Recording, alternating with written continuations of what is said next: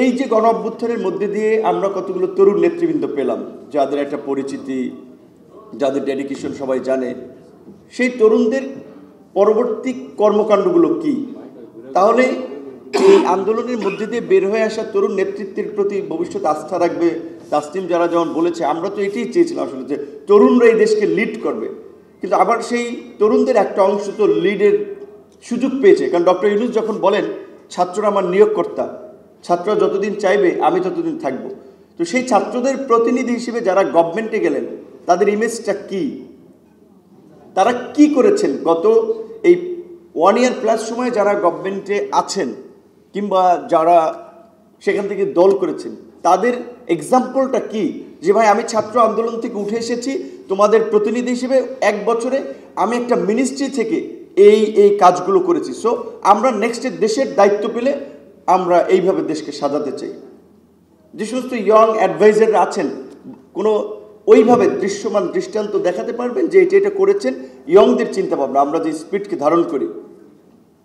কিংবা আন্দোলনের leader, sorry আমার একটু ক্রিটিসিজম হচ্ছে, কিন্তু বাস্তবতা বলছে এই কারণে, বিকজ এখন তাদের দিয়ে মানে তাদের লেন্স দিয়েই হচ্ছে তরুণদেরকে দেখা হয় অনেক ক্ষেত্রে। সো এই পার্টি গঠন করলো, সেখানে তাদের বিভিন্ন জেলা, ঢাকার পর্যায়ে যারা দায়িত্ব পালন করছে। প্রাণ UHT মিল্ক, শুদ্ধতায় ও মমতায় সব সময় সেরা স্বাদে।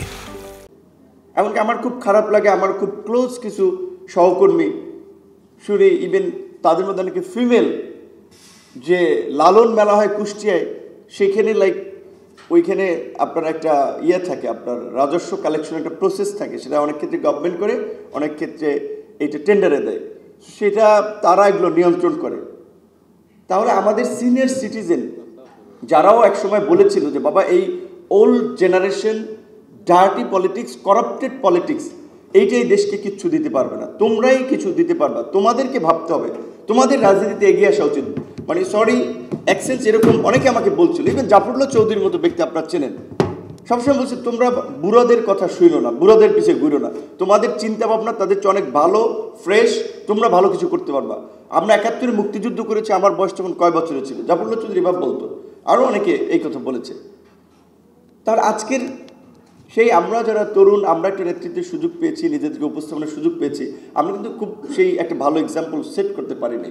তো তারপরেও আমি বলবো এখনও যেই সুযোগটা আছে, বিশেষ করে একদিকে আমি আশাবাদী হতে চাই, এইবারের আন্দোলনটা বাংলাদেশের ইতিহাসে এত বিস্তৃত হয় নাই। 90-এর আন্দোলন বলে শহর কেন্দ্রিক ছিল, এইবারের আন্দোলন একেবারে প্রত্যন্ত অঞ্চলের ডিগ্রি কলেজ পর্যন্ত চলে গেছে, এবং অটোমেটিক্যালি ছাত্ররা কিছু, বিশেষ করে আমি দেখেছি ফার্স্ট 6 মান্থ কিছু ভালো কাজও করেছে, সমাজের সংস্কারের জন্য, মানুষের কল্যাণের জন্য কিছু পদক্ষেপও নিয়েছিল আন্দোলনের মাধ্যমে, যেটা মানুষকে একটা স্বস্তি দিয়েছিল, আশান্বিত করেছিল।